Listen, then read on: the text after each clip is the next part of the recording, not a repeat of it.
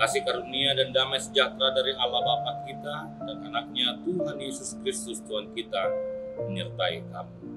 Amin. Bapak Ibu yang dikasihi oleh Tuhan kita Yesus Kristus, renungan kita pada hari Selasa ini diambil dari Yesaya 38 ayat 17. Demikian firman Tuhan.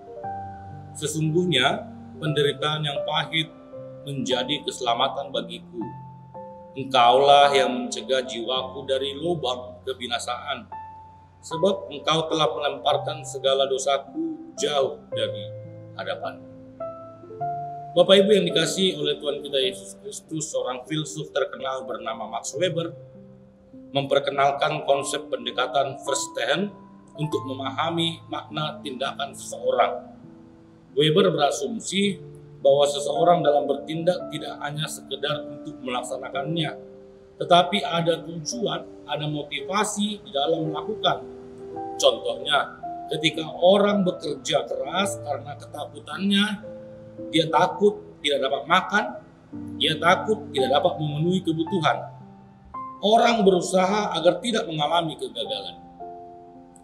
Orang berusaha agar tidak mengalami penderitaan di dalam kehidupannya.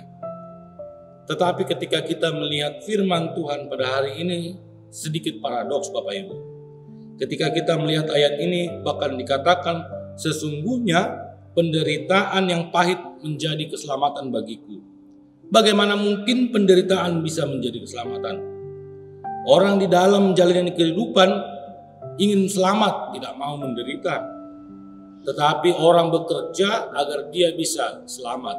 Orang bekerja agar dia bisa tidak mengalami penderitaan. Bapak Ibu yang dikasihi oleh Tuhan kita Yesus Kristus, agar kita mampu memahami teks ini, agar kita mampu melihat firman ini, kita harus melihat sebuah ilustrasi seorang tukang bangunan. Dia memanjat tembok bangunan yang tinggi untuk membuat bangunan atau ingin membangun bangunan tersebut.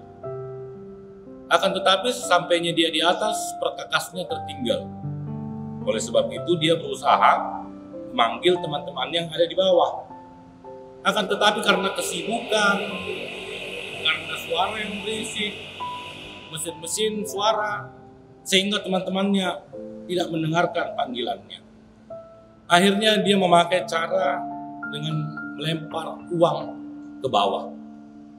Temannya melihat uang tersebut jatuh, tetapi dia hanya mengambil uang tersebut dan kemudian melanjutkan bekerja. Akhirnya si tukang bangunan mengalami putus asa. Apa yang harus dia lakukan untuk supaya temannya dapat mendengarkan panggilannya? Akhirnya si tukang bangunan melempar sebuah batu kecil ke bawah, dan batu itu mengenai temannya yang ada di bawah. Karena kesakitan, akhirnya tukang bangunan yang di bawah mengadah ke atas untuk melihat dari mana asal muasal batu tersebut. Bapak Ibu yang dikasihi oleh Tuhan kita Yesus Kristus, sering sekali hubungan relasi kita dengan Tuhan seperti analogi tukang bangunan tersebut. Setiap hari kita mendapat berkat, baik kesehatan, umur panjang, keuangan, tetapi kita lupa kepada Sang Pemberinya. Begitu banyak pesan yang ingin disampaikan Tuhan melalui firman-Nya. Akhirnya karena rutinitas kita, karena kesibukan kita, karena hal duniawi ini, kita tidak mengadah ke atas untuk melihat Sang Pemberi berkat tersebut. Dan bahkan Tuhan harus berbicara kepada kita melalui sebuah lemparan batu kecil yang terkadang menyakitkan. Barulah kita mengadah mencari Tuhan.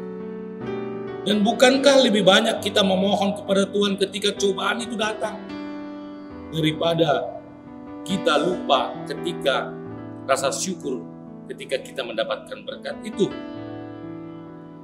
Pertanyaannya memang, apakah Tuhan ingin kita menderita? Bukan Bapak Ibu. Tetapi melalui firman Tuhan yang ingin mengingatkan kita baik penderitaan yang kita alami maupun sukacita yang kita alami, kita harus ingat dan mengadah ke atas. Kita harus mampu mengucap syukur bahwa hanya Tuhanlah yang mampu melepaskan kita dari segala penderitaan. Dari peristiwa ini, dari firman ini, melalui firman Tuhan ini mengingatkan kita baik penderitaan yang kita alami maupun yang kita alami sekarang ini. Bagaimana situasi COVID ini? Iman dan imun kita tetap berserah kepada Kristus. Kita tetap suka dan duka tetap memikul salib Kristus. Selamat beraktivitas saudara terkasih. Jangan lupa mencuci tangan, memakai masker, dan menjauhi kerumunan. Tuhan Yesus memberkati. Amin. Mari kita berdoa. Bapa di dalam kerajaan surga, kami telah mendengarkan firman-Mu yang begitu indah pada hari ini, mengingatkan kami, baik dalam suka dan duka, kami harus mengingat dan mengadah kepadamu. Ketika kami merasakan sukacita, kami mengucap syukur kepadamu. Ketika kami mengalami penderitaan, kami bersandar kepadamu.